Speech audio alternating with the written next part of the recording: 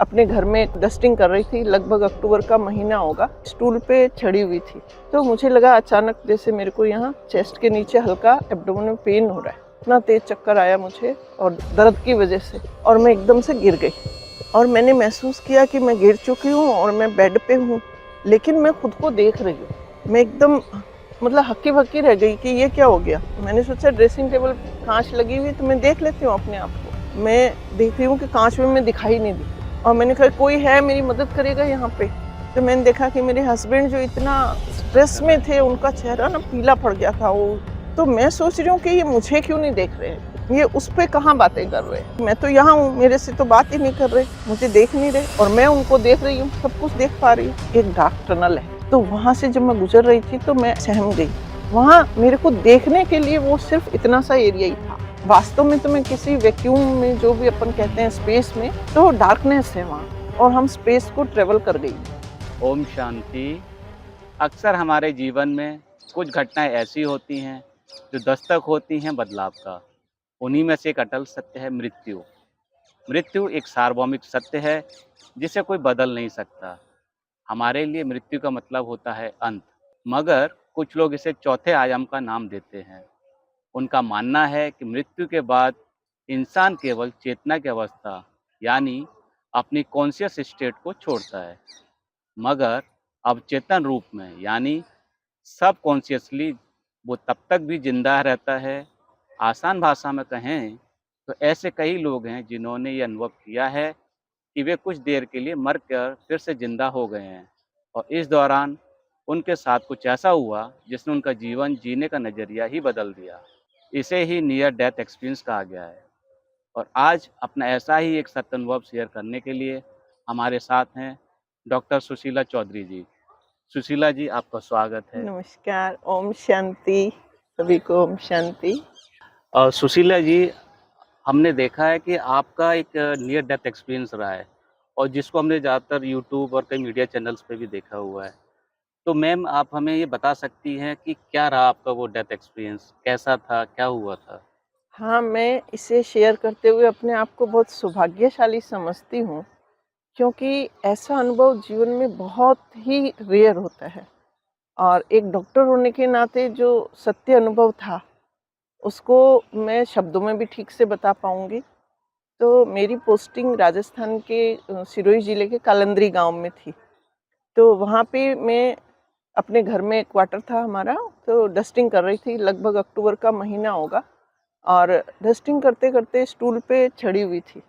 तो मुझे लगा अचानक जैसे मेरे को यहाँ चेस्ट के नीचे हल्का एब्डोमेन में पेन हो रहा है।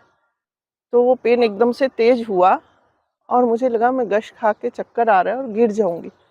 तो मैं अपने बेडरूम में बेड की तरफ जो है मैं झुकी कि कहीं हेड इंजरी नहीं हो जाए, इतना तेज़ चक्कर आया मुझे और दर्द की वज़ह से। तो मैंने अपने हस्बैंड का भी नाम पुकारा ज़ोर से, और मैं एकदम से गिर गई। गिरने के साथ ही आवाज़ हुई धड़ाम, और मैंने महसूस किया कि मैं गिर चुकी हूँ और मैं बेड पे हूँ, लेकिन मैं खुद को देख रही हूँ। तो मैं हैरान हो गई कि ऐसा कैसे कि मैं वहाँ गिरी पड़ी हूँ और मैं देख यहाँ से रही हूँ। मुझे लग रहा था कि मतलब जहाँ मैं खड़ी थी उसी हाइट पे मैं अभी हूँ। तो मैं एकदम मतलब हक्की-बक्की रह गई कि ये क्या हो गया? मैं 2 बन गई क्या? तो मैंने फिर अपने आप को प्रूव करने के लिए कि मैं 2 हूँ, एक वो रही गिरी हुई, एक और हूँ, तो मैंने सोचा ड्रेसिंग टेबल काँच लगी हुई है तो मैं देख लेती हूँ अपने आप को। तो मैं यूँ मूव कर सकती हूँ, मैंने थो सोचा, और मैं मूव करके ड्रेसिंग टेबल के सामने गई। तो वहाँ मैंने अपने आप को देखने की कोशिश की, काँच के सामने हूँ, रोज़ खड़ी रहती हूँ, वही पोज़ीशन है। मैं देख रही हूँ कि काँच में मैं दिखाई नहीं दी। तो मैं बहुत घबरा गई एकदम से। मुझे लगा कि ये क्या हो गया? मैं दिख भी नहीं रही हूँ, और मैं स्वयं दूसरा अपने आप को देख रही हूँ। तो मैं घबराहट में जैसे मैं वहाँ अपने आप को सोचती हूँ कि मैं चीख रही हूँ, और मैंने कहा कोई है मेरी मदद करेगा यहाँ पे? तो अचानक मुझे लगा कि जैसे ऊपर से कुछ तरंगे हैं जो मेरे सर पे टच हो रही है। तो वो तरंगों की फ्रीक्वेंसी ऐसी है, 2 मैग्नेट होते हैं ना जिनमें साउथ नॉर्थ पोल हाँ, होते हैं, उनके बीच में जो अपने को फ़ोर्स खिंचाव फ़ील होता है। होता है, खिंचाव होता है। ऐसा मुझे उनके साथ महसूस हुआ कि मतलब कोई आ रही है वेवलेंथ, और वो स उसके साथ शब्द आ रहे हैं, तुम्हें ये जानना है? तो मैंने कहा हाँ, मेरे को क्या हो गया, ये 2 कैसे बन गई मैं? तो उसमें एक शब्द आया देखो। तो मुझे अपने आप जैसे समझ आया कि वो कह रहा है कि फिर से उसको देखो जो अभी देख रही थी बॉडी को। तो मैंने फिर से उस तरफ देखा अपने शरीर की तरफ। तो अब मैं मेरे को उसके कहने से ऐसी एबिलिटी आ गई कि पहले मैं उसको देख पा रही थी तो बॉडी में अपने आप को देख रही थी। और अब मैं उसको ऐसे देख रही हूँ कि वो पूरी बॉडी ट्रांसपेरेंट, ऊपर का सब कवरिंग ट्रांसपेरेंट हो गया। उसके अंदर जो है हार्ट, लिवर, लंग सब दिख रहे हैं मुझे। तो वहाँ मेरा मेडिकल कॉन्शियस भी मेरे पास है। तो मैं देख रही हूँ कि अच्छा भई, इसमें किडनी, लंग्स सब काम ठीक कर रहे हैं, लीवर भी ठीक है, हार्ट भी देखा। तो हार्ट जो है ना वो ऐसे फ्लटरिंग कर रहा था। 200-250 की स्पीड होती है ना जैसे। हुँ। तो मैं समझ गई कि हाँ भई, ये हार्ट जो है वो सिर्फ़ आवाज़ कर रहा है मोटर, फेंक नहीं रही है ब्लड को, क्योंकि इतनी फ्रीक्वेंसी ज़्यादा हो गई इसकी स्पीड, तो ब्लड नहीं जा रहा। अब ब्लड ऑर्गन को नहीं जाएगा तो ऑक्सीजन नहीं मिलेगी, ऑक्सीजन नहीं मिलेगी तो पेन होगा। तो पेन हो गया तो मैं क्यों झेलूँ पेन? तो मैं तो बाहर कूद गई, हैं? मैं बाहर कूद सकती हूँ।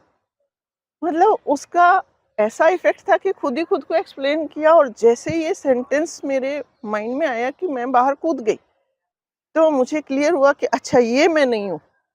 मतलब ये हुँ। तो कोई ऐसी चीज़ है जिसमें से मैं कूद जाती हूँ।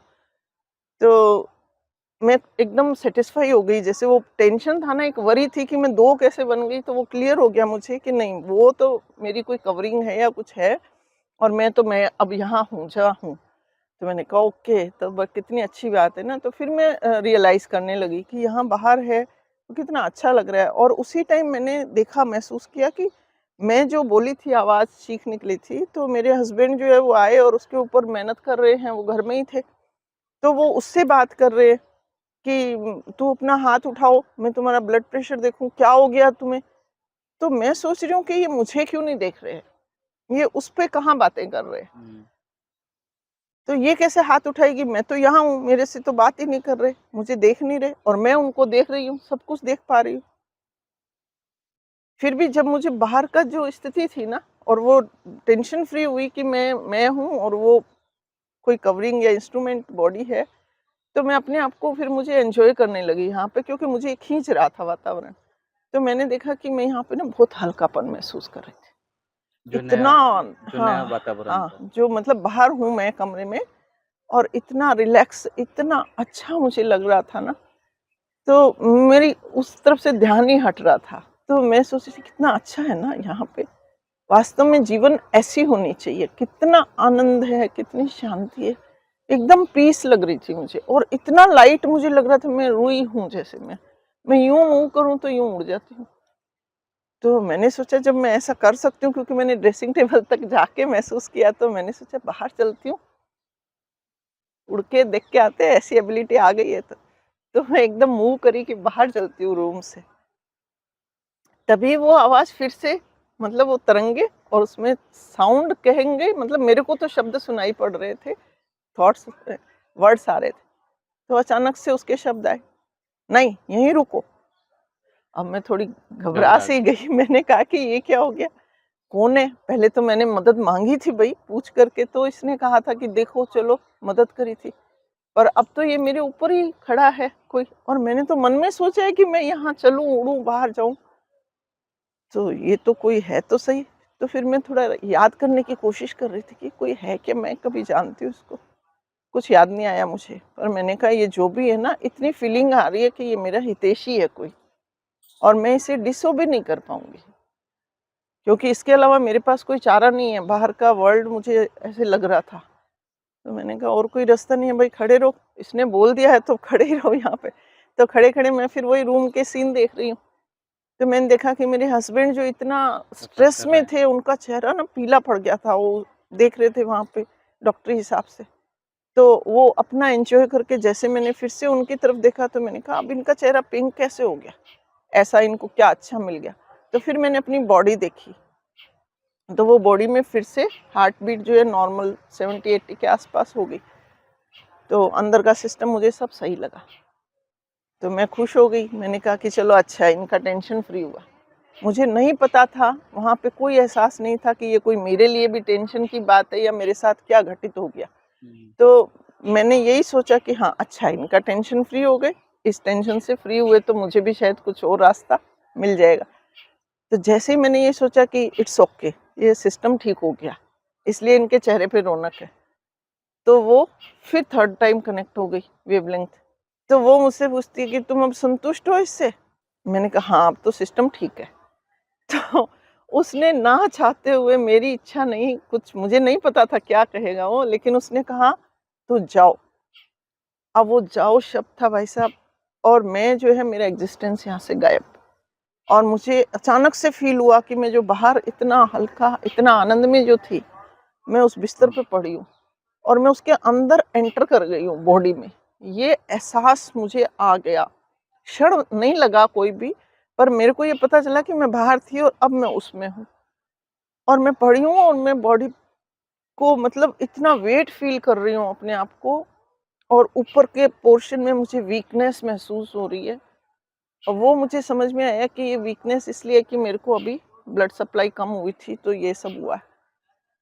तो ये सोचते ही वहाँ कि मैं इस पिंजरे में बंद हो गई, हुँ। मतलब मेरी आँख में आँसू आ गए। और अ, वही वो। आँसू आ गए तो मैंने सोचा कि ये स्वप्न तो है नहीं, तो मैं ऐसे फ़ील करना चाहती थी अपने आँसू कि देखूँ मैं कितना। तो मैंने हाथ उठाना चाहा तो इतनी वीकनेस थी, मेरे हाथ नहीं उठे।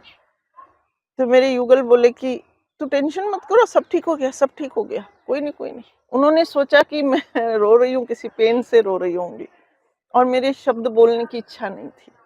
तो उसके बाद में मैं समझ गई, अब मेरे को अंदर ही अंदर ये अफ़सोस हो रहा था कि मैं बाहर कितनी अच्छी दुनिया है और बाहर कितना अच्छा जो था हमारे जीवन जीने का, मेरा एटीट्यूड, मेरी जो लाइफ़ का जो तरीका है ना, ऐसा होना चाहिए जैसे मैं बाहर थी। या अंदर तो मुझे बहुत बोझ महसूस हो रहा था।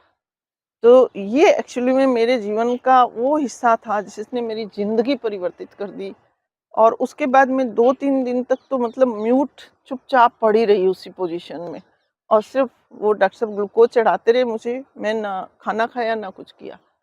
और उसके बाद 2-3 दिन बाद उठ कर के मैंने अपने हस्बैंड को बताना चाहा, तो उन्होंने तो सुना भी नहीं। कहते कुछ नहीं, ऐसा ये विश्वास ही नहीं किया हैल्यूसिनेशन, होगा। हाँ। कहते हैं हैल्यूसिनेशन हो गया। ऐसा होता है, ऑक्सीजन की कमी होती है ना तो कुछ-कुछ ऐसा फ़ील हो जाता है। डोंट वरी उसकी, क्योंकि वो टोटल मेडिकल माइंड यार पर्सन है। एक्चुअली मेरा क्वेश्चन यही आ रहा हुँ। था कि जो आपका एक्सपीरियंस बता रहा है, ये साइंस से बहुत परे है, क्योंकि साइंस तो हर चीज़ का सबूत मानता है। और जो आपने अभी बोला, और वो भी डॉक्टर हैं, वो तो वो भी साइंस के 100% स्टूडेंट हैं, जी। तो उनको इतना ईज़िली विश्वास ही नहीं हो रहा होगा। तो ठीक है। इसलिए उन्होंने कहा कि नहीं चिंता मत करो, ये तो ऑक्सीजन की कमी होती है ना तो दिमाग में ऐसे आ हुँ, जाती है, तो इसलिए छोड़ दो। लेकिन मैं समझ गई थी कि ये कोई डिल्यूज़न नहीं था, कोई हैलुसिनेशन नहीं था। मैंने अपने आप को बाहर रियलाइज़ किया था, मेरा वो एक एक्जिस्टेंस था, और ये जो बॉडी है ये मेरा डिफरेंट पार्ट है और मैं अलग हूँ, ये मेरी कोई कवरिंग होती है जिसके साथ हम लोग बाहर दुनिया में बिहेव करते हैं। और इसके बाद जैसे मैं उठ गई खड़ी होके 2-4 दिन बाद, तो ऐसा मेरी मानसिकता हो गई कि मैं ना जैसे खुद फ़ील कर रही थी कि मैं इस पिंजरे में बंद ऐसे चल रही हूँ, फिर रही हूँ, काम कर रही हूँ। जैसे तोता बंद होता है ना, पिंजरे के साथ चल रही हूँ, ऐसा फँसा हुआ। बोझिल महसूस करने लगी। मतलब मुझे ज़िंदगी भारी लगने लग गई कि ऐसा क्यों जी रही हूँ मैं। और जिसको देखती, युगल को देखती, बच्चों को, और सबको, अरे ये सब भी ऐसे ही पिंजरे में तोते बंद है। मुझे पता तो चल गया, इनको तो पता भी नहीं है हुँ, कि ये सब तोते बंद हैं पिंजरे में और ये पंछी इतने हल्के हैं। तो इसलिए आपने बताया कि आपने कुछ देर के लिए ऐसा फ़ील किया कि मैं एक बॉडी से बाहर हूँ और एक कोई आवाज़ मुझे लगा रहा है। तो वो आवाज़ कौन थी? क्या थे? क्या वो कोई भगवान थे, कोई परमात्मा थे, कोई शक्ति थी?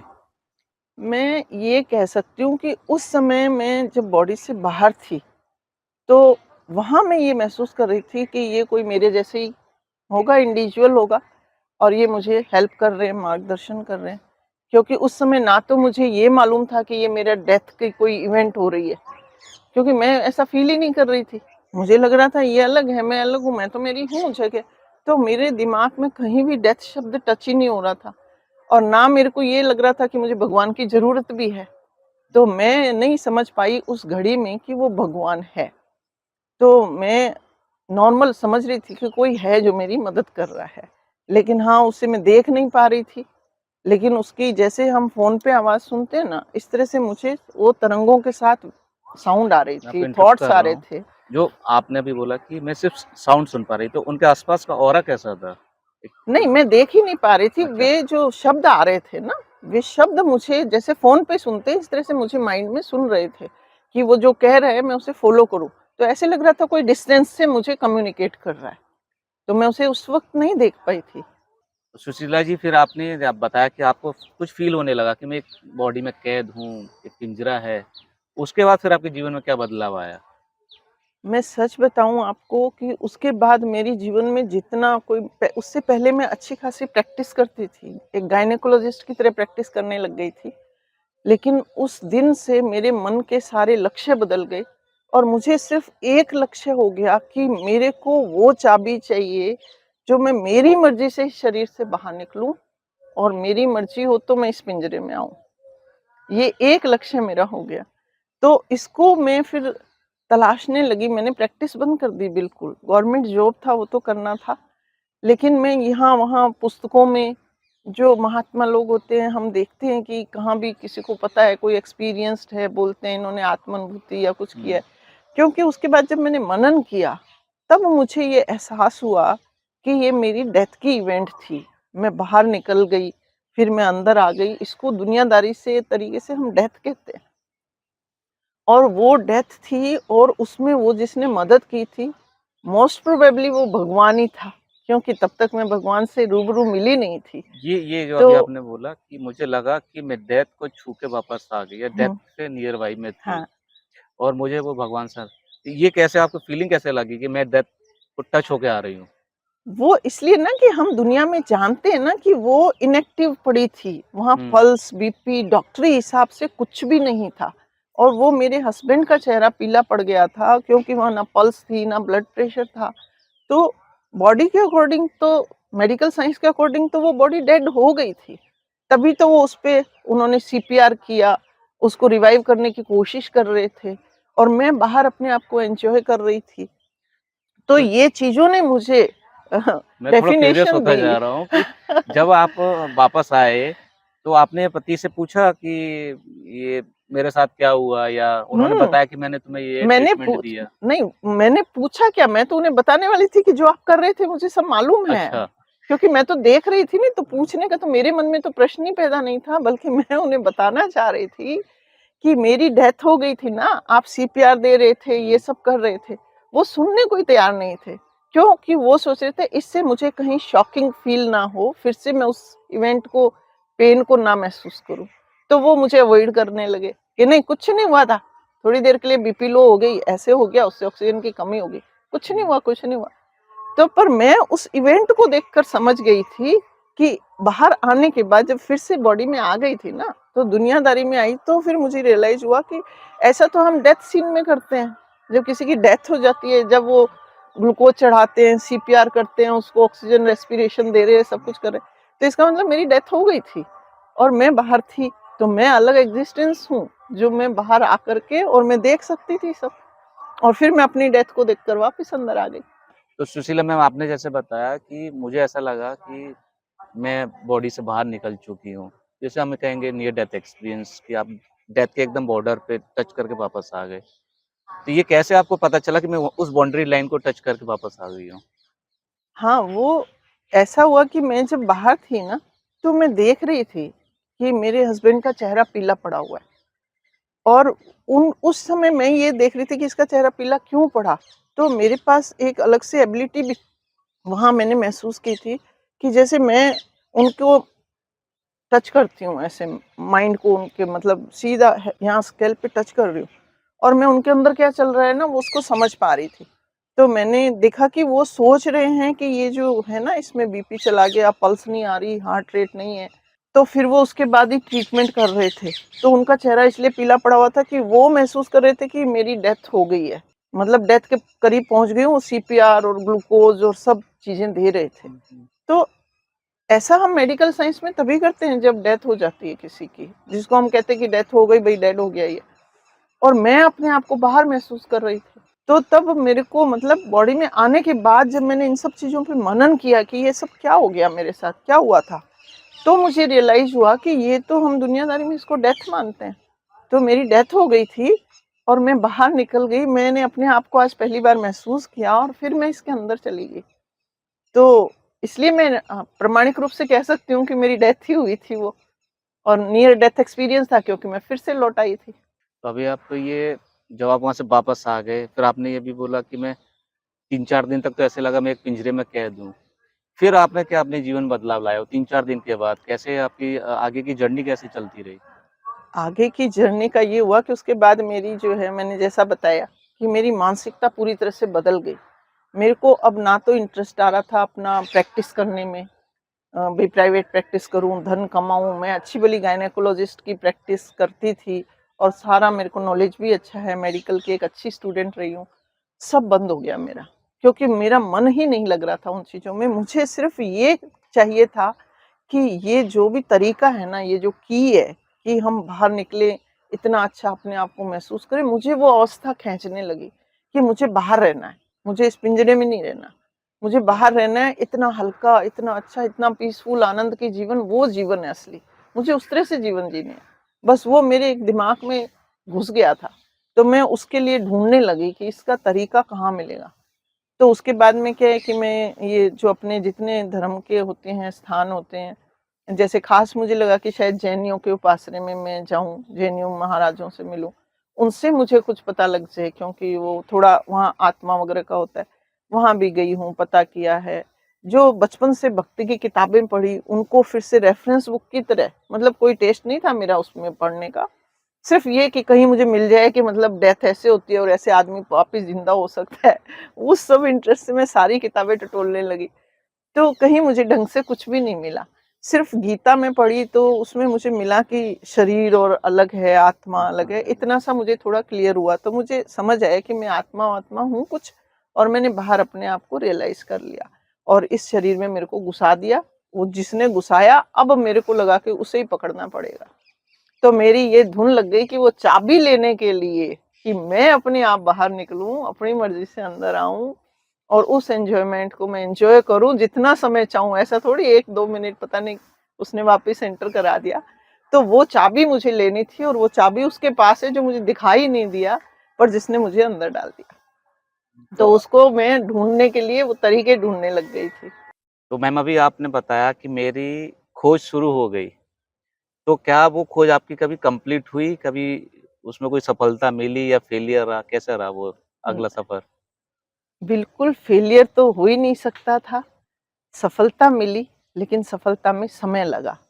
उसके बाद में जैसा मैंने बताया कि सब लोगों से मैं मिलने-जुलने लगी और जो भी ऐसी चीज़ों से संबंधित थे, जो उनको समझते हैं हम कि वो तपस्या कर रहे हैं, उनको अनुभव होंगे, मैं सभी के पास लगभग गई और मैंने सारी बुक्स भी जैसे रेफ़रेंस के तौर पे हर धर्म की पुस्तक को भी टटोला, पर मुझे कहीं कुछ नहीं मिला कि मेरे को क्या, उस दृष्टिकोण मेरा ये था कि वो चाबी मुझे मिले। हुँ।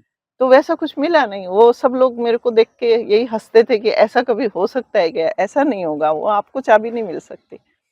तो मैंने कहा मैं मेडिकल की स्टूडेंट हूँ और पहले भी साइंस पढ़ी। तो साइंस में हमारे को ये पढ़ाया जाता है कि जिस चीज़ को करने से जो परिणाम प्राप्त होता है, साइंस उसे जब प्रूव मानती है जब उसको रिपीट करो, बार-बार रिपीट करो और वही रिज़ल्ट आना चाहिए। तो मुझे थोड़ा, मैंने सोचा कि साइंटिफिकली ये क्या हो सकता है? तो मुझे समझ आया कि ये मैं अब स्थिति है बॉडी में जैसे मैं, तो ऐसे मेरे को नहीं वो मिलेगा जिसने कम्युनिकेट किया। वो शायद उस स्थिति में कम्युनिकेट करता है जब हम इस आवरण से बाहर होते हैं। तो मैं अब क्या करने लगी कि खुद ही अभ्यास करने लगी, रोज़। क्योंकि मेरी तो नींदें खत्म हो गई थी। वो इतना अच्छा टेस्ट था ना बाहर जो था, वो उसको मतलब मैं भुला ही नहीं पाती थी जीवन में। तो मैं बार-बार रात को जब भी मुझे वक़्त मिलता था, मैं एकांत में चल बैठती और मैं ये सोचती थी कि ये मेरी बॉडी गिर गई और मैं ये बाहर निकल गई। तो मैं ये प्रैक्टिस करने लगी रोज़-रोज़। तो शुरू में थोड़ा हँसना आया अपने ऊपर कि कुछ अजीब-सा कर रही हूँ मैं। लेकिन मैंने देखा कि थोड़े 2-4 दिन बाद ही मैं ऐसा उस अवस्था को फिर से पाने लगी थी, कि जब मैं ऐसा सोचती हूँ ना, मैं बाहर हूँ, मैं बहुत अच्छा फ़ील कर रही हूँ, मैं उस दिन की वो सारी जो इमोशंस थे उनको रियलाइज़ करती थी। तो मैं उनमें टिकने लगी। तो मुझे लगा कि मैं ऐसा कर सकती हूँ। उसके बाद मैं इसको और गहरा करने लगी। तो ऐसे में फिर रातों को उठ जाती और घंटों-घंटों ऐसे करती थी। और फिर करने का मेरा उद्देश्य क्या होता? जब मैं बाहर फ़ील करती, तो मैं कहती हाँ, उस दिन मैंने बोला था ना कि मेरी हेल्प करो, तो अब मैं अपनी मर्ज़ी से बाहर हूँ। पर अब मुझे तुमसे ये पूछना है कि तुम बताओ, ऐसे मैं हमेशा कैसे रह सकती हूँ? और तुम कौन हो? मेरे को तुमसे बात करनी है।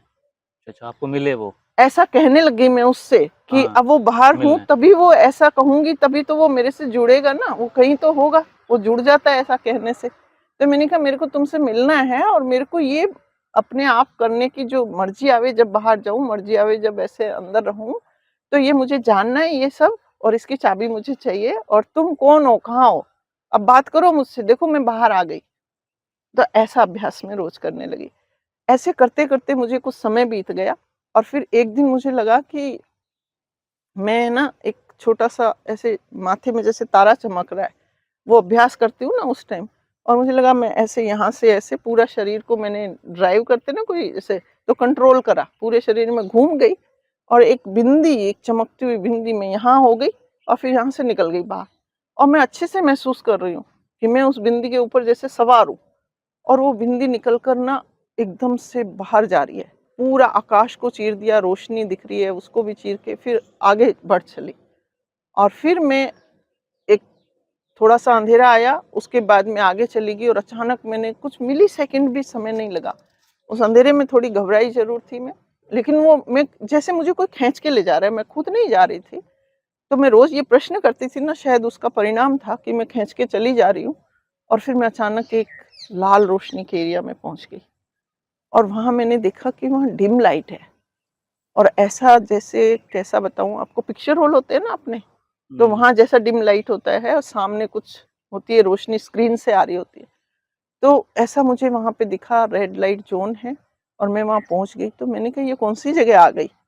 और मेरे को क्या करना है?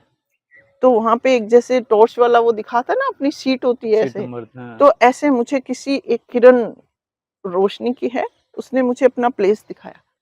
तो मैं वहाँ पहुँच गई, वहाँ पे तो मैंने कहा कोई जगह है क्या? पिक्चर हॉल है क्या है? तो यहाँ सब क्या कौन बैठा है? तो मैं ऐसे देखने लगी तो वहाँ मैंने देखा कि सब बिंदियाँ-बिंदियाँ ही दिख रही है मुझे। सब बिंदियों का अरेंजमेंट ही है और मैं उन बिंदियों को देख तो रही हूँ, बिंदी है वो, लेकिन मैं आइडेंटिफ़ाई कैसे कर रही हूँ, ये मेरी मदर है, ये मेरी सिस्टर है, अच्छा ये तो मेरी फ्रेंड है। ऐसे मैं लोगों को पहचान रही हूँ वहाँ बिंदियों में। तो मैंने कहा ये लोग कर क्या रहे हैं यहाँ पे? तो देखती हूँ कि वो सबका ध्यान आगे की तरफ है, मेरी तरफ कोई देख ही नहीं रहा। तो मैंने भी सामने देखा क्या है, तो सामने क्या बताऊँ मैं, इतना प्यारा, इतना दिव्य एक बिंदी थी, एक रोशनी है, इतनी शानदार है वो, उसमें से जो प्यार और शांति की किरणें निकल रही है, वो हमको ना भर रही है। बस उसके बाद तो उसको एन्जॉय करने लग गई मैं और फिर मैं एन्जॉय कर रही थी। करते-करते मैंने देखा कि मेरे आगे ना 2 रो और है। तो मैं क्या, हुँ, बचपन से संस्कार होते हैं ना हमारे, तो मेरे को हमेशा आगे बैठने की आदत थी, फर्स्ट रो में। तो मुझे लगा कि नहीं, मैंने देखा मैं थर्ड रो में हूँ, तो मेरे मन में एकदम से विचार आया, मुझे फर्स्ट रो में बैठना है। आदत पड़ी हुई है। तो मैंने मन में कहा कि मेरे को फर्स्ट रो में बैठना है। कैसे बैठूँगी? कौन बताएगा मुझे फर्स्ट रो में कैसे बैठूँगी? तो जैसे ही मैंने ऐसा सोचा, तो वो एकदम से जैसे वो सामने रोशनी थी ना, उसमें से एक किरण आई। उस किरण ने मुझे टच किया। उसमें शब्द आए, "अच्छा तो तुम पहली रो में बैठना चाहती हो?" और मैं उसको सुनते ही हैरान हो गई। अरे! ये तो वही शब्द है, वही फ्रीक्वेंसी है, जैसे हम फ़ोन पे पहचान लेते हैं ना, कोई नहीं भी देखा होता है। अरे! ये तो वही है, जिसने मुझे अंदर डाला था। तो ये तो सितारा बिंदी सा है ये तो, इतना अच्छा यही है। तो मैं उसको देख भी रही हूँ, एन्जॉय कर रही हूँ और साथ में बोल रही हूँ, "हाँ, हाँ, मेरे को फर्स्ट रो में बैठना है।" तो उसने कहा, "उसके लिए तुम्हें पढ़ाई करनी पड़ेगी।" मैंने कहा, "हाँ, मैं बहुत पढ़ाई करूँगी। मेरे को पढ़ाई का बहुत ही शौक है। मैंने देखो मेडिकल पढ़ाई कर ली है ना, और भी करूँगी।" तो उसने कहा, "अच्छा, पढ़ाई करोगी तो जाओ।" उसने कहा, "जाओ" और मैं फिर से वापस अपने पलंग पे। अब तो मैं समझ गई कि रास्ता मिल ये गया। वो चीज़ है, जो कंट्रोल कर रही है और जब मैं बाहर होती हूँ तो ये मुझे ऐसे करता है। अच्छा, एक बात मैं यहाँ बताना भूल गई कि जब मैं देख रही थी ना रोशनियों को, बिंदियाँ, तो मैंने ये देखा था कि जो बिंदियाँ आगे थी, मैं क्यों फर्स्ट रो में बैठना चाह रही थी, जो बिंदियाँ आगे थी ना वे ज़्यादा ब्राइट थी, बहुत ज़्यादा चमक रही थी, और पीछे जो बिंदियाँ थी वे कम थोड़ी चमक रही डल हो थी। हल्की सी डल। तो मुझे ये एहसास हो गया और ये मुझे पता लग गया कि जो आगे बैठ रहा है उसको उसका जो प्यार और ये जो मिल रहा है ना वाइब्रेशन, ये उसको ज़्यादा मिल रहा है। जो पीछे है वहाँ तक कम जा रहा होगा शायद, ऐसा मुझे फ़ील हुआ। तो मैंने इसलिए सोचा था कि मैं फर्स्ट रो में बैठूँगी, इसके और करीब जाऊँ, और करीब उसके पास तो जा नहीं सकते, वो जो अरेंजमेंट था, तो मैंने कहा फर्स्ट रो में बैठूँगी। तो ये मैंने वहाँ रियलाइज़ किया। उसके बाद मैं आ गई, जाओ कहा तो। तो फिर अभी आपने, तो ये क्वेश्चन यहाँ से फिर मेरे दिमाग में को नया आ गया कि आपने बोला फर्स्ट रो में पहुँचना है। तो फिर क्या ऐसा किया कि मैं फर्स्ट रो में आ जाऊँ, टॉपर बन जाऊँ फिर से? हाँ, अब यहाँ मैं आपको बताना चाहूँगी कि जैसे ही मैं बॉडी में आई, तो मुझे बहुत अफ़सोस हुआ। किस बात का? कि ये तो मैं पूछना ही भूल गई, क्या पढ़ाई करनी है और कहाँ पढ़ाई करनी है। क्योंकि हमेशा ऐसा होता है, अब मैं रियलाइज़ कर गई उसको कि वहाँ पहुँच के ना, जो वो सुचवाता है ना, जो जितना वो बुलवाना चाहता है, करना चाहता है, उतना ही हो उतना ही पाता है। होता है। शायद वो ऐसी स्थिति होती है कि जैसे फ़ोन, मोबाइल फ़ोन जेमर में चले जाते हैं ना, कुछ नहीं कर पाते। हम भी उसके सामने थी, तो मैं इतना उससे अभिभूत हो गई थी कि उसके अलावा मुझे लगा कुछ करने की ज़रूरत नहीं है, मैं तो सब कुछ तो मिल गया, अब और कोई प्रश्न ही नहीं। बस वो सिर्फ़ पढ़ाई वाला भी पता नहीं कैसे मन में एक इच्छा पैदा हो गई कि और ज़्यादा चाहिए, उसी से जुड़ा हुआ था। तो वो मैं नहीं पूछ पाई, फिर उसके लिए फिर वही मेरा तो तरीका ही मिल गया था मुझे। फिर वही बैठ जाती, फिर मैं कहती, "भई मुझे तो वो बता तो सही, अधूरी बात रह गई कि वो पढ़ाई कहाँ है? कौन-सी पढ़ाई करूँ? कहाँ जाना है? कौन-सा इंस्टीट्यूट है? किधर जाके पढ़ना है?" तो ये मेरी आध्यात्मिक जीवन यात्रा शुरू हो गई थी, और इसमें आगे चल के वो बहुत लंबी हो जाती है, लेकिन मैं यहाँ शॉर्ट में बताऊँगी कि इसमें आगे चल के फिर मैं एक दिन वहाँ पहुँची, बात मुलाकात हुई। तो फिर मैं उसको पूछा कि ये पढ़ाई कहाँ है? तो वो जो है उन्होंने मुझे एक बोर्ड दिखाया। वो बोर्ड था माउंट आबू का, जहाँ पे लिखा हुआ था प्रजापिता ब्रह्मा कुमारी ईश्वरीय विश्वविद्यालय। यहाँ पढ़ना है तुम्हें जाकर, यहाँ पढ़ना है। हालाँकि मैंने वो बोर्ड देखा हुआ था बचपन से, क्योंकि मेरे फादर जो थे वो सिरोही पोस्टेड थे इनकम टैक्स में, तो हम लोग अक्सर माउंट आबू जाते थे। बचपन से उस बोर्ड को देखती आ रही थी, तो मैंने पहचान लिया कि ये बोर्ड तो मैंने देखा हुआ है। तो फिर मैं ऐसे आ गई, और उसके बाद भी और इवेंट्स हुए, जिनके बाद मैंने ये पहचान लिया, वहाँ जाना मेरा लक्ष्य हो गया कि अच्छा यहाँ पे मिलेगी वो पढ़ाई, तो वहाँ जाऊँगी। और वहाँ जाकर फिर मेरी मुलाकात हुई, कैसे मुझे, और यहाँ भी मैंने इतना ज़्यादा उससे आर्ग्यूमेंट किए हैं कि मेरे को पता है कि मैं मिल चुकी हूँ, भगवान मुझे पता है कि मैं आपको देख चुकी हूँ, मिल चुकी हूँ, लेकिन अब इंस्टीट्यूट में चली गई, तो वहाँ पे आप मुझे खुद कहोगे कि आप यहाँ ये पढ़ा रहे हो। तो सुशीला जी, जैसे आपने बताया कि आपने नियर डेथ एक्सपीरियंस किया अपनी लाइफ में, और आपने उस परम शक्ति को भी सुना और देखा। तो कैसा लगा आपको? कैसा फ़ील हुआ? कैसी फ़ीलिंग आई कि मैं किससे मिल रही हूँ, कैसे मिल रहा हूँ, देखने में कैसा है? बहुत सारे क्वेश्चन मेरे माइंड में भी आ रहे हैं कि लोग पूछते रहते हैं हाँ, ना, भगवान है, शक्ति है, कैसी दिख रही है वो? हाँ, तो मैं आपको बताना चाहूँगी कि जब मैं वो अभ्यास करने लगी, उसके बाद मुझे पता लग गया कि मतलब मैं कुछ अलग हूँ और ये बॉडी मेरी अलग है। तो मैं रोज़ उस बॉडी से बाहर जैसे हूँ, अपने एग्ज़िस्टेंस को फ़ील करने लगी और अभ्यास करने लगी। तो उस अभ्यास को करते-करते उसी की मतलब मेहरबानी हुई कि एक दिन में वो ट्रैवल पे ले गया मुझे, और वो इतना दूर ले गया मुझे, तब वो मुझे बिंदी बनाकर लेकर गया। तो उस दिन तो मुझे रियलाइज़ हुआ कि ये मैं जो हूँ वास्तव में मैं सितारा हूँ। बिंदी सितारा भी क्या कहेंगे, उसमें तो रेज़ होती है ना, मैं एक डॉट टाइप हूँ, चमक रहा हूँ मतलब, तो मैं वो बिंदी हूँ।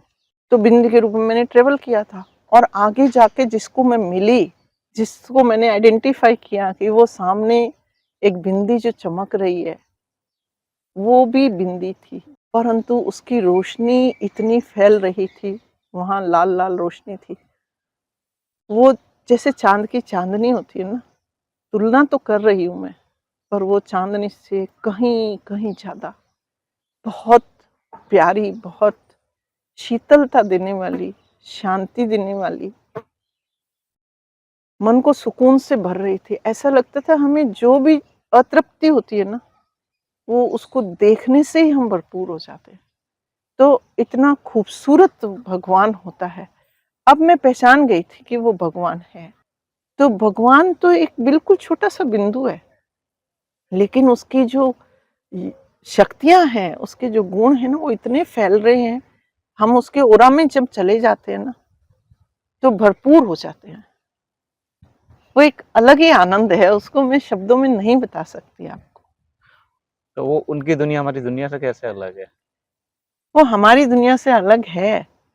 मैंने देखो आपको बताया कि वहाँ सब हम बिंदियों के रूप में हैं, मैं आइडेंटिफ़ाई कर रही थी। तो हम भी बिंदियाँ ही हैं, चमकती हुई बिंदियाँ।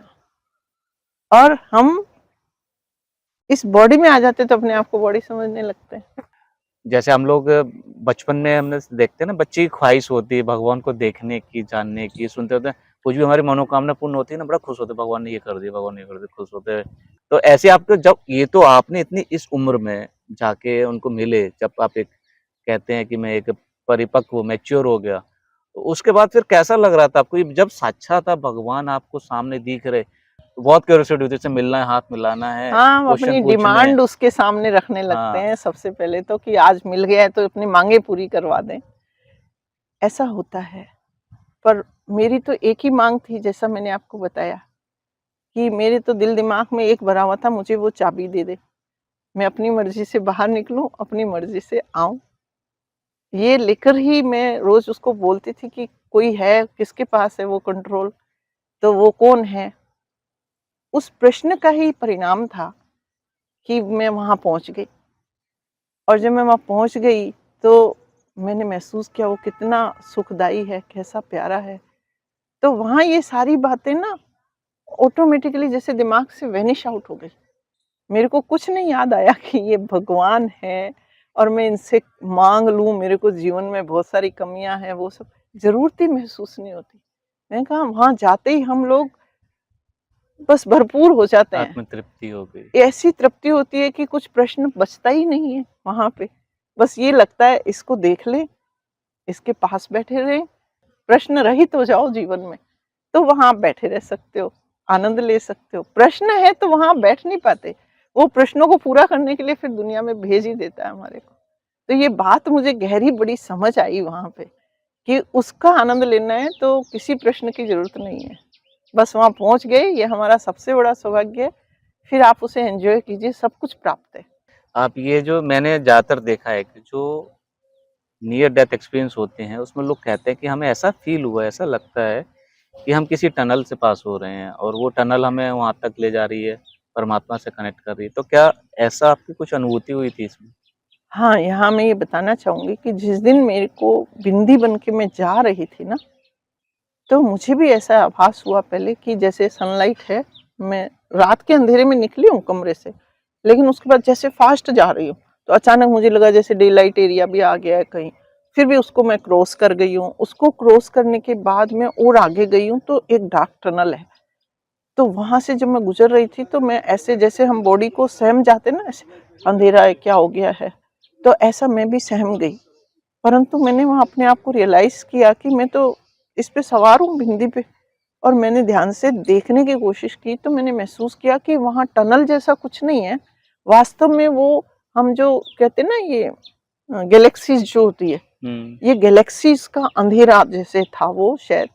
और उस अंधेरे में वो टनल जैसा लुक इसलिए दिखाई देता है क्योंकि जो मेरी बिंदी की रोशनी थी ना, वहाँ मेरे को देखने के लिए वो सिर्फ़ इतना सा एरिया ही था रोशनी का। तो वो उसकी वजह से ऐसे जैसे टॉर्च की लाइट आप डालोगे कहीं तो उतना-उतना तो उतना फ़ील्ड ही एरिया क्लियर होता फ़ोकस्ड जाएगा, रहता है। और आप जा रहे हो किसी जंगल से तो जितनी रोशनी है उतना रास्ता दिखाई देगा ना। तो वो मेरी रोशनी से जो रोशन हो रहा था एरिया, तो वो टनल की शेप लेता जा रहा था। वास्तव में तो मैं किसी वैक्यूम में जो भी अपन कहते हैं हुँ। स्पेस में, तो डार्कनेस है वहाँ और हम स्पेस को ट्रेवल कर गई मैं। तो मैंने देखा मुझे रियलाइज़ हो रहा था कि जो मेरी रोशनी का ऑरा जितना-जितना था उतना रास्ता बनता जा रहा था।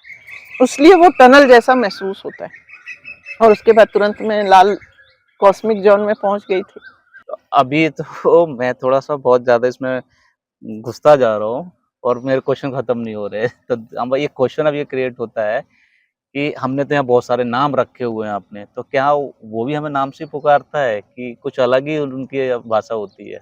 हाँ, ये आपने ना बहुत ही अच्छा प्रश्न पूछा, क्योंकि ये मेरा प्रश्न भी था। वास्तविकता ये थी कि उसके बाद एक बार मेरी फिर मुलाकात हुई, कई बार मुलाकात हुई। तो एक बार मैं संशय में पड़ गई, क्योंकि जब मैंने बताया ना कि मैं ब्रह्मा कुमारी संस्था में, मेरे को बोला कि प्रजापिता ब्रह्मा कुमारी ईश्वरीय विश्वविद्यालय में पढ़ाई है, वहाँ जाओ। और जब मैं इस संस्था से मैंने परिचय पाया, तो यहाँ सबने बोलने लगे कि यहाँ भगवान आकर के ये पढ़ाई पढ़ा रहे हैं, और इस पढ़ाई को पढ़ने से, और भगवान पढ़ाते हैं यहाँ आकर के। तो मुझे फिर वो संशय आ गया मन में कि भगवान पढ़ाता है, भगवान को तो मैं जानती हूँ, भगवान से तो मेरी मुलाकात हो चुकी है और भगवान को मैं खुद मिलती हूँ। वो वाला भगवान यहाँ आता है, कोई भगवान 2-3 तो नहीं है कहीं, ये कौन से भगवान का इंस्टीट्यूशन है। तो वो संशय जो मन में आ गया, तो फिर मैंने अपने वाले भगवान से कह दिया कि भाई मुझे ये तो प्रूफ करना पड़ेगा आपको, मैं तो तभी पढ़ूंगी जब तुम ही पढ़ा रहे हो यहाँ पे। तो वहां से मुझे महसूसता होनी ही चाहिए कि तुम बोल रहे हो, मैं किसी व्यक्ति से बात नहीं करूंगी, क्योंकि यहाँ सब कागजों पे लिखा हुआ है, जिनको मुरली कहते हैं ना कि भगवान सुना रहे हैं, भगवान सुना रहे हैं, तो वो तो सब व्यक्ति बोल रहे हैं। तो वो फ्रिक्वेंसी मुझे यहाँ महसूस होगी तो मैं मानूंगी। तो उस वार्तालाप को भी मैंने फील किया, और उसके बाद मैं बहुत संतुष्ट हो गई थी कि भगवान वही है जिन्होंने ऊपर देखा था मैंने, जो बिंदी हैं वही यहाँ पढ़ा रहे हैं, वही सब कुछ मेरे साथ हो रहा है, वही दुनिया में सबके साथ कर रहे हैं। और मतलब मेरी ऐसी हालत थी उस दिन खुशी के मारे कि भगवान मुझे मिल गया, अब मुझे और क्या चाहिए। तो मैं उस खुशी में, आंसू आ रहे थे मुझे, लेकिन फिर एक प्रश्न आया, इससे मेरी ना खुशी खत्म होने लगी कि भगवान ने मुझे ही बोला था, ये कंफर्म नहीं हुआ। फिर एक प्रश्न आ गया, तो मेरी खुशी जा रही थी, तो मैं बहुत बेचैन हो गई, और मैंने उसको फिर से याद किया और मैंने कहा कि प्लीज एक प्रश्न का उत्तर और दे दो, कि आपने मुझे ही संबोधित किया, ये मैं कैसे मानूं। और मैं सौभाग्य समझती हूँ अपना कि वो फिर से मुझसे कनेक्ट हो गए बातचीत में। ये कब की घटना है? ये 97 की।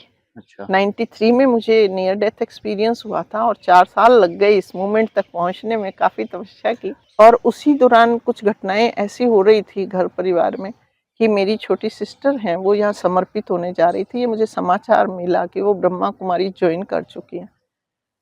तो मैंने उनसे ही पूछा कि भाई आप वहाँ ज्वाइन कर रहे हो, और मदर ने भी मुझे बुलाया कि वो मैरिज वैरिज नहीं करना चाहती हैं, तो आप उन्हें आके समझाओ। तो जब मैं उन्हें समझाने के लिए उनसे वार्तालाप कर रही थी, घर गई थी, तो उस वार्तालाप में उन्होंने मुझे अपना वो कन्विंस करने के लिए कि मैं ब्रह्मा कुमारी में क्यों जा रही हूँ, उन्होंने मुझे पूरा राजयोग कोर्स करवा दिया। तो जब वो राजयोग कोर्स करवा रही थी ना, तो मैं ये हैरान होती जा रही थी कि ये जो बोल रही हैं, वो सब तो मैं फील कर चुकी हूँ, हाँ। मैं रियलाइज कर चुकी हूँ। उनको शब्द ये दे रही हैं, तो मैं समझ रही थी कि ये भी जरूर भगवान से मिल ली हैं। 12 घंटे हमारा एक ही दिन में हुआ, क्योंकि हम इतने एक्साइटेड थे, और मैं उस कोर्स को हैरानी से सुनती जा रही थी कि जो मेरे पास अनुभव है, ये उनको शब्द दे रही है। पर आखिर में जाके जब उन्होंने कहा, तो मैंने कहा कि आपको ये सब किसने बताया है?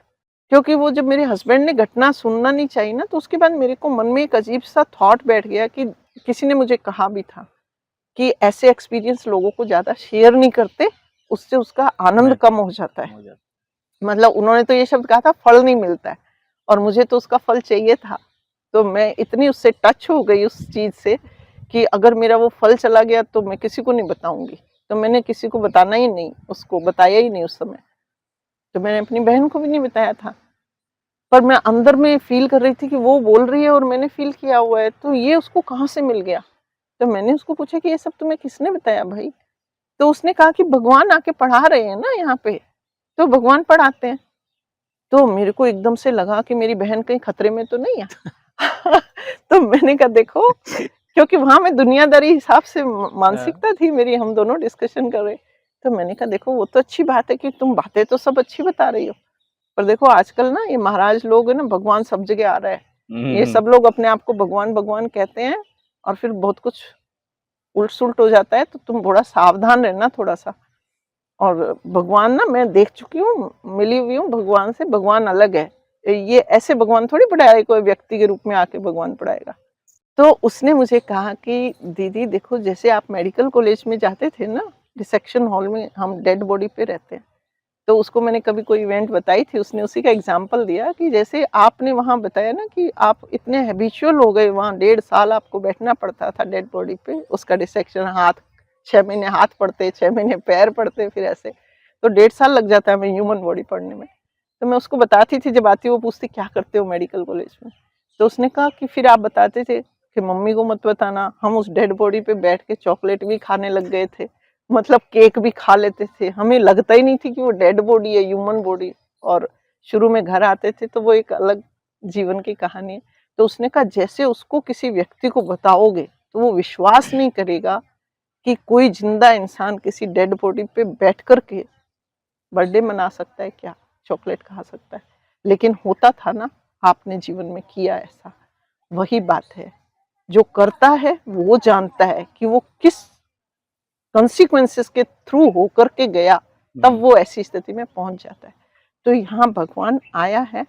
अब ये मैं आपको यहाँ तो प्रमाणित नहीं कर सकती हूँ, आप वहाँ आओ और आकर के वहाँ खुद ही पूछ लो तो आपको प्रूफ मिल जाएगा।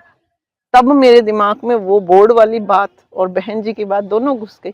तो मैं चैलेंज लेकर के गई कि मेरे को तुम यहाँ सब बोल रहे भगवान आता है, लेकिन मेरे से तो तुम बात करोगे।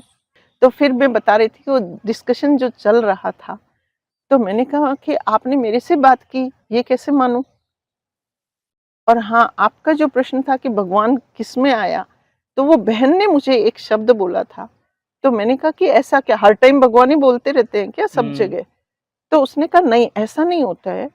यहाँ मधुबन में जो सुबह की मुरली क्लास होती है, और जो भी बहन हो, जो भी माध्यम हो, वो मुरली क्लास जब सुनाते हैं तो हमें ये स्पष्ट बताया हुआ है, हमने महसूस किया कि वहाँ बाबा आकर के उनके साथ रहते हैं, प्रेजेंस रहती है, प्रेजेंस रहती है। वो मधुबन की मुरली क्लास में, सवेरे की क्लास में, जो ओम शांति वाली बिल्डिंग में होती है। हाँ वहाँ जो होती है। तो वो चीज को लेकर के मैं वहां गई थी आबू मिलने के लिए।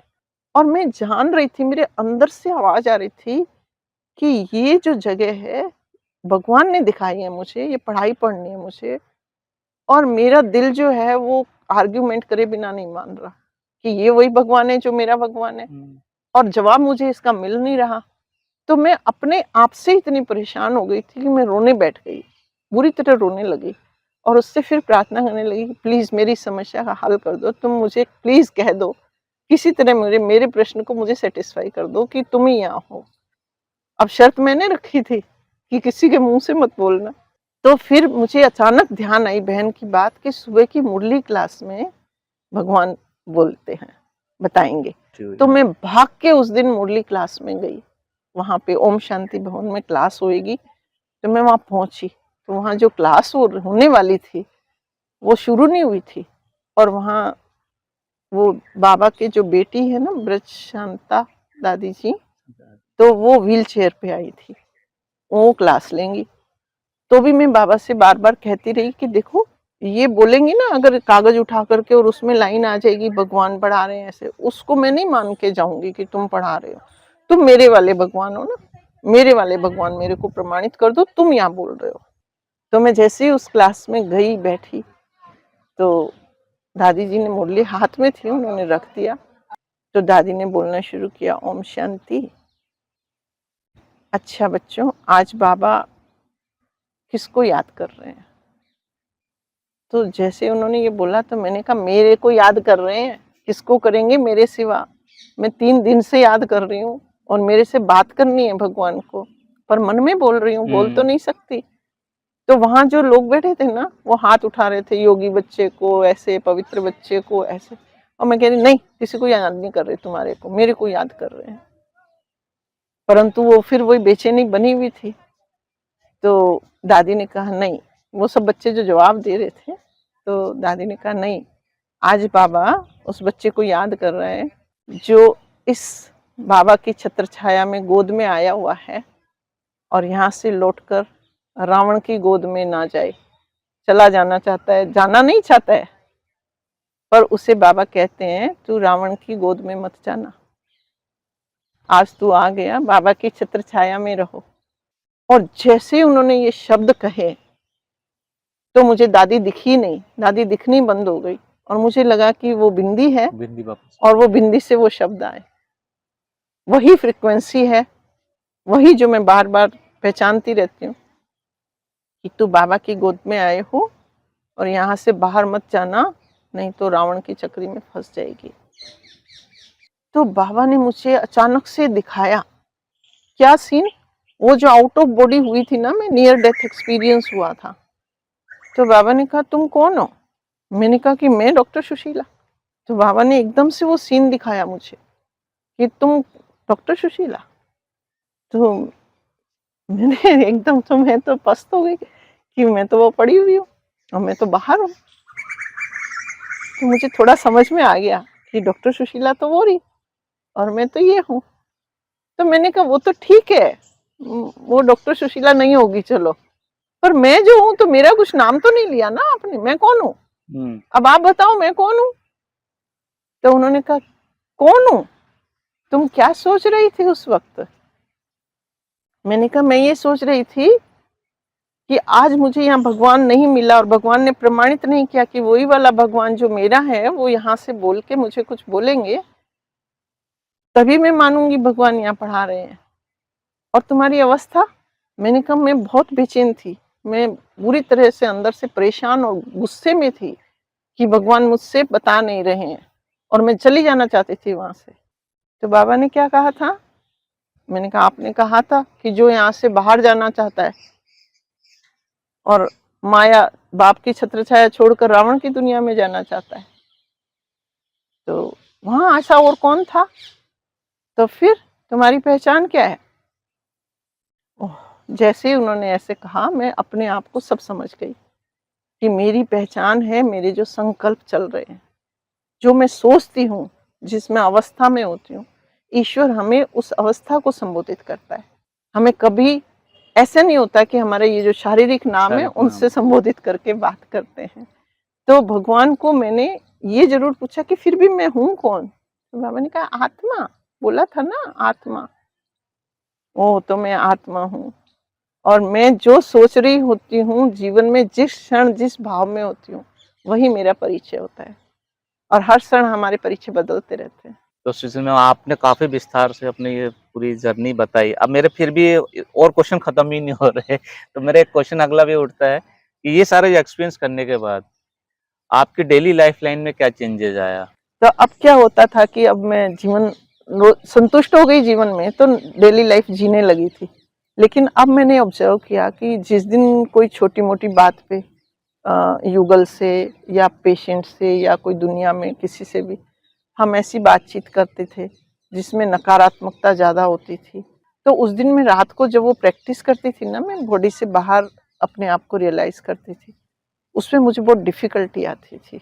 उस दिन नहीं एंजॉय कर पाती थी उसको उस तरीके से, उतना गहराई से। तो मैं बहुत रिग्रेट करती थी कि ऐसा करते हैं ना, ये खुशी नहीं मिलेगी तुझे। तो धीरे धीरे मेरे जीवन से नकारात्मक थिंकिंग, किसी से झगड़ा करना, किसी को मतलब छोटे शब्दों में बोल देना, ऐसा धीरे धीरे निकलने लगा। मुझे लगा कि बहुत शांति रहनी चाहिए, पूरा दिन भर पीसफुल रहो, सबको प्यार दो, सम्मान से बात करो, ताकि मेरे रात के खुशी में, मतलब सुबह अमृत वेला जो खुशी आती है उसमें कोई डिस्टरबेंस ना करे। इस लालच से मेरा एटीट्यूड बदलने लगा धीरे धीरे। और इसी के साथ एक बात और हुई कि उस टाइम तक मेरे को प्योरिटी की धारणा नहीं थी, मैं समझती नहीं थी उसका क्या महत्व है।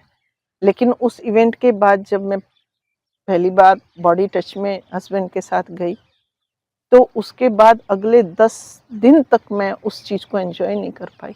तो मैं रोने बैठ गई कि ये क्या हो रहा है मेरे साथ, ऐसा क्यों नहीं कर पा रही हूँ। मेरा वो सारा जो मेरा तरीका था, मेरे पास एक क्लिक था, वो क्लिकिंग नहीं हो रही है मेरी।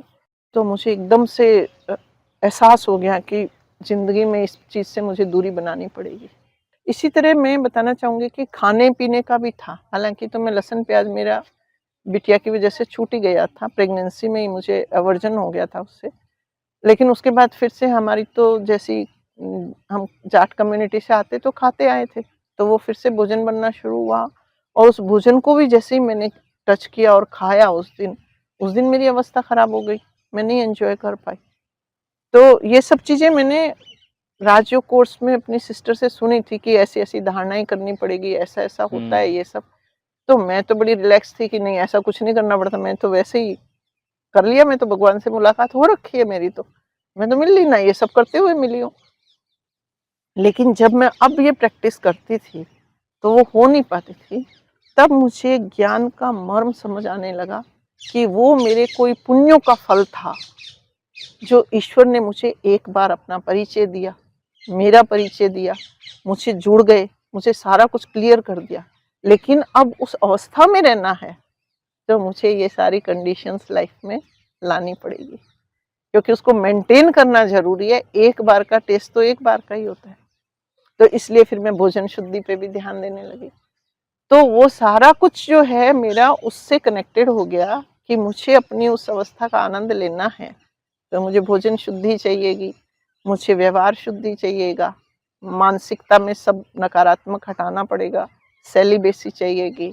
और फिर उसके बाद तो समझ आ ही गया कि मुरली पढ़ कर के अगर हम करते हैं तो उसके और आयाम होते हैं।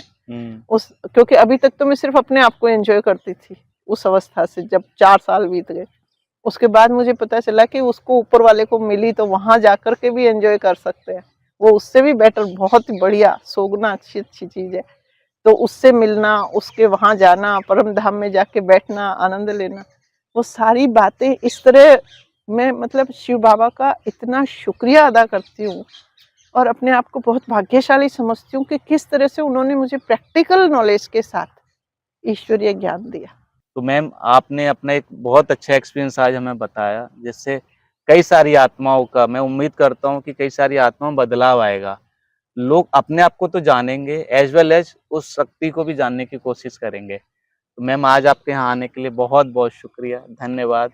ओम थैंक यू। शांति। ओम शांति। और मैं भी यही सोच कर के इस अनुभव को शेयर कर रही हूँ कि ईश्वर करे कि सब आत्माओं के प्रश्न इससे समाप्त हो जाएं, उनकी कोई भी जिज्ञासाएं थी वो पूर्ण हो, उनको उसके जवाब मिले और वो ऐसी सुंदर बाहर वाली अवस्था, मैं तो सबसे यही कहूँगी इस बाहर वाली अवस्था को आनंद लो, तो ये जीवन के सारे आनंद इसके आगे फीके हैं। वो कहीं कहीं बहुत सुखदायी अवस्था है। ओम शांति। ओम शांति।